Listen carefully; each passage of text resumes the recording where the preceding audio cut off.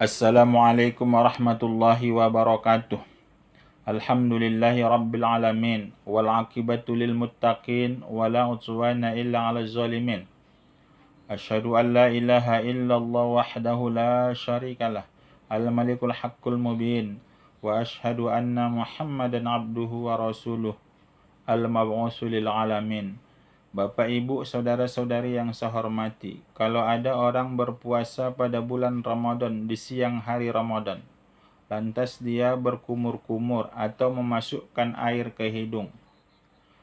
Lantas setelah dia masukkan air ke hidung dan berkumur-kumur dia, tapi memasukkan air itu tidak bersangatan, tidak terlalu banyak dimasukkannya air ke mulutnya, atau dimasukkannya ke hidungnya tidak terlalu disedotnya.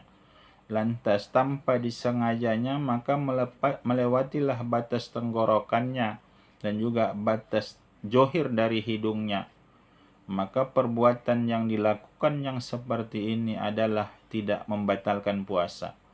Adapun orang yang berkumur-kumur bersangatan, dibanyakkannya memasukkan air ke mulutnya atau menyedot air itu ke hidungnya terlalu dalam, lantas tanpa disengajanya melewati batas tenggorokannya atau tanpa disengajanya melewati batas johir hidungnya, perbuatan yang seperti ini adalah membatalkan puasa. Kenapa? Karena dia memasukkan air itu ke mulutnya dan memasukkan air itu ke hidungnya adalah bersangatan. Dan demikian lagi kalau ada seseorang itu berkumur-kumur sewaktu mau ngambil uduk, memasukkan air ke hidung sewaktu ngambil uduk. Sunnahnya kita berkumur-kumur itu adalah 3 kali sebelum kita ngambil uduk. Dan memasukkan air ke hidung itu sunnahnya juga adalah 3 kali. Lantas kita buat yang keempat kali. Walaupun dia tidak bersangatan memasukkan air ke mulut atau memasukkan air ke hidung, lantas melampauilah rongga tenggorokan, melampauilah johir dari hidung, walaupun tidak disengajanya, itu tetap membatalkan puasa. Kenapa? Karena pada tempat yang keempat itu tidak disunnahkan lagi kita sewaktu ngambil uduk adalah berkumur-kumur dan juga memasukkan air ke hidung.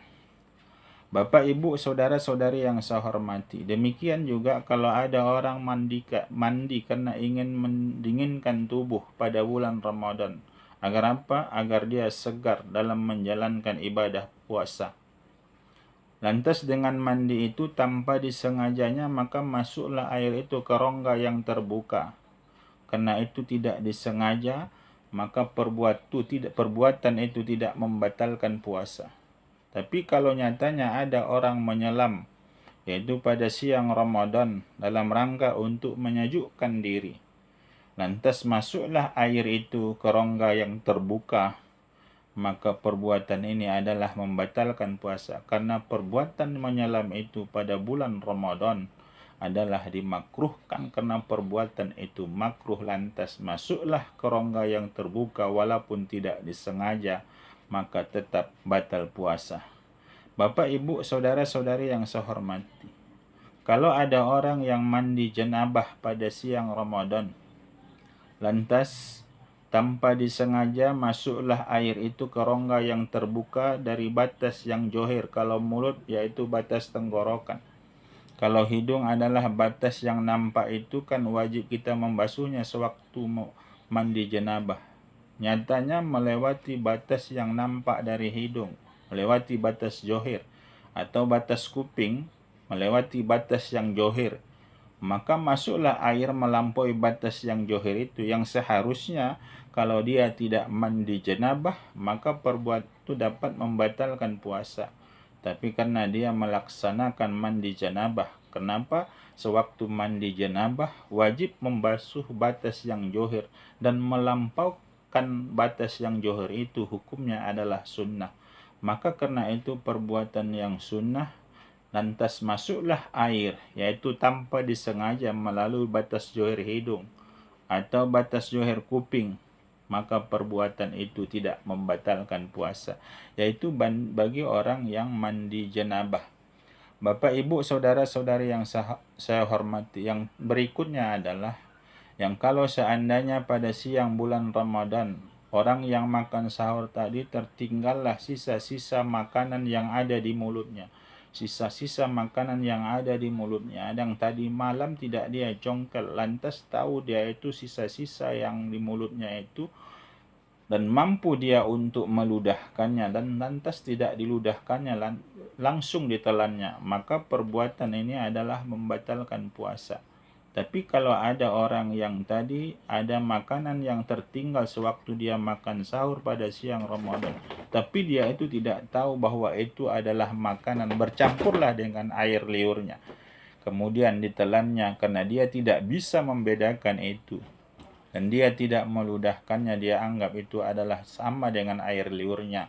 Maka perbuatan itu tidak membatalkan puasa. Maka oleh sebab itu, karena dikhawatirkan ada orang yang tidak bisa membedakan sementara dia sengaja menelan sisa-sisa makanan yaitu sewaktu dia makan sahur, maka sunnah kata sebahagian ulama untuk gosok gigi sebelum habis masa yang diperbolehkan kita makan yaitu waktu imsak, yaitu kemudian setelah itu kalau tidak gosok gigi sekurang-kurangnya adalah menyongkel gigi yang tadi tersangkut makanannya di mulutnya, agar nanti siang makanan yang sudah kita makan pada waktu sahur tadi tidak ada lagi tertinggal di gigi kita, yaitu sisa-sisa makanan itu. Bapak, Ibu, saudara-saudari yang saya hormati, ini saja dulu pertemuan kita kali ini. Terima kasih atas segala perhatian. Mohon maaf atas segala kekurangan. Wabillahi taufiq wal hidayah. Assalamualaikum warahmatullahi wabarakatuh.